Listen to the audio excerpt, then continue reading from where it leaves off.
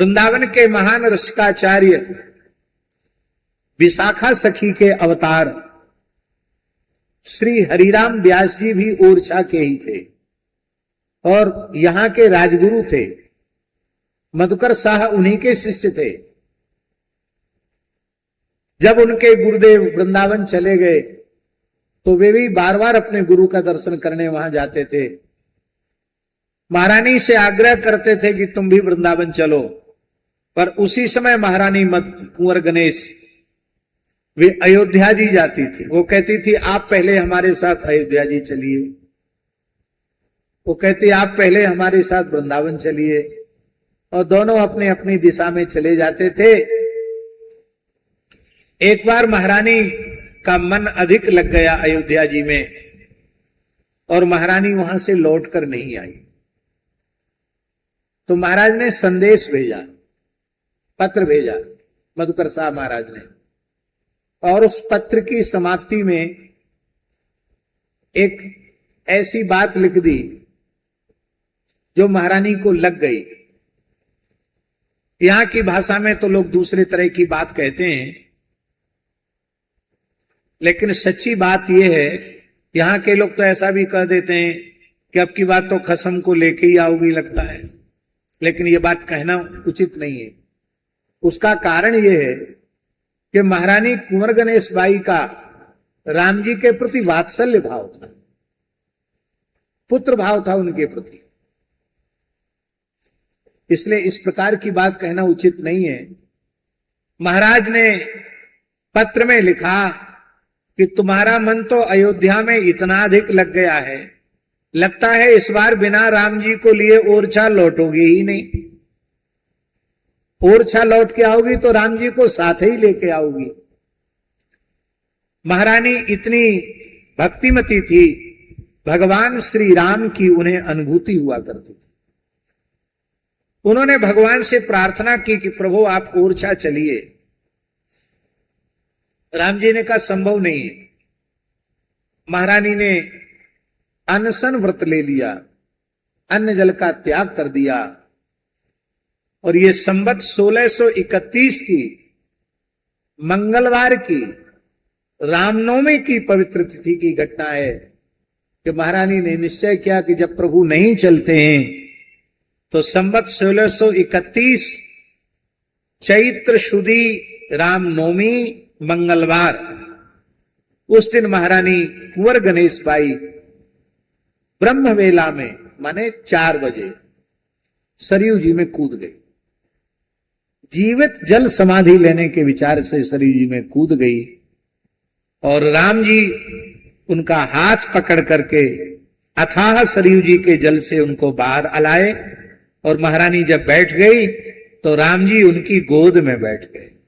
बोले अब तुम्हारी भक्ति से हम तुम्हारे हाथ बिक गए हैं, अब हम ओरछा चलने के लिए तैयार हैं, लेकिन तुम यह मत सोचना कि ओरछा जाने से, हमारे जाने से ओरछा बहुत आबाद हो जाएगा, उजड़ जाएगा। ये परीक्षा थी भगवान की कि तुम्हें राज्य से प्रेम है या मुझसे प्रेम है। तो उन्होंने कहा नगर बसे चाहे उजड़े, इसकी हमें कोई परवाह नहीं, पर इस कराल कलिकाल में भी भक्तों के भाव को स्वीकार करके आप अपनी जन्मभूमि अयोध्या छोड़कर ओरछा निवास करते हैं, इस भाव के जागरण के लिए आप चलिए। भगवान बोले हम इतने प्रसन्न हैं कि वहां जाने के बाद मेरी सेवा पूजा बढ़िया नहीं होगी। 24 घंटे में 1 लोटा जल और 1 कड़वे तेल का दीपक भी हमारे सामने रख दिया जाएगा तो भी हम ओरछा त्याग कर नहीं जाएंगे।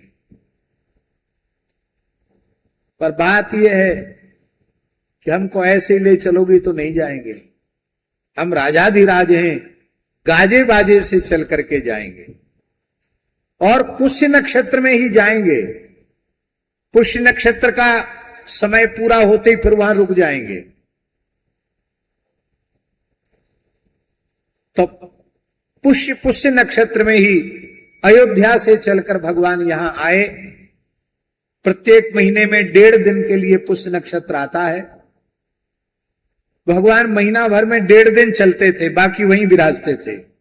इसके पीछे रहस्य क्या था? इसके पीछे रहस्य ये था कि जहां भगवान 1.5 महीने तक विराजते थे, वहां हजारों साधु संत, अयोध्या से 1000 संत राम जी के साथ चलकर महारानी के साथ आए थे। अनेक ब्राह्मण आए थे, ओरछा की प्रजा थी, हजारों लोगों के समूह के साथ चलते थे। तो जहां जहां भगवान विराजते, वहां के लोग दर्शन करते और वे भी अनुभव करते कि एक महारानी की भक्ति पर आकृष्ट होकर भगवान स्वयं पैदल चल, भगवान पालकी में बैठ करके ओरछा तक जा रहे हैं। तो महारानी की भक्ति को पूरे भूमंडल में व्याप्त करते हुए, प्रसिद्ध बनाते हुए भगवान श्री राम यहां पधारे। लगभग 13 महीना भगवान को यहां आने में लगा। तब तक ये मंदिर का निर्माण हुआ, जो चतुर्भुज मंदिर है। महाराज को संदेश मिलती मंदिर निर्माण आरंभ हो गया। और जहां इस समय ओरछा गौशाला है, वहां राम जी आए और वहां पुष्य नक्षत्र शुरू हो गया। तो पुष्य नक्षत्र पूरा हुआ, फिर भगवान को वहां 1.5 महीना विराजना था। तो जहां सुरभि गौशाला इस समय है, नकटा हनुमान जी, वहां श्री राम राजा सरकार जहां गौशाला है अपनी, वहां 1.5 महीना विराजे राम राजा सरकार। और उनकी अंगरक्षा में हनुमान जी ढाल तलवार लेकर के खड़े हैं। आज भी शिला में स्वयं प्रकट हनुमान जी हैं, ढाल तलवार लिए हुए हनुमान जी महाराज विराजमान हैं। 1.5 महीने ठाकुर जी वहां बैठकर फिर जब पुष्य नक्षत्र आया, तब वहां से चलकर यहां आए। जो वर्तमान में चतुर्भुज मंदिर है, उसमें कुछ काम शेष था। राम जी महारानी के महल में विराज गए और बोले अब तो रानी के आग्रह पर हम महल में ही रहेंगे, वहां और कोई देवता विराजमान कर दो। तब चतुर्भुज भगवान को उस मंदिर में विराजमान किया। ऐसा यह पवित्र स्थल ओरछा राम राजा सरकार का पवित्र धाम